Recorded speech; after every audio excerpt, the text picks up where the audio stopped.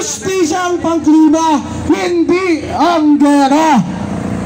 Hustisyang pangklima, hindi ang gera. Hustisyang pangklima, hindi ang gera.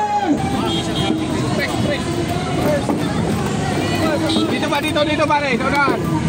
Sa likod. Alam din natin na kahit magbayad ang mayayamang bansa, kung magpapatuloy lang naman ang bulok na sistemang ito ay wala ding magbabago. Alam natin na ang punot dulo ng lahat ng ito ay ang bulok na pandaigdigang sistema.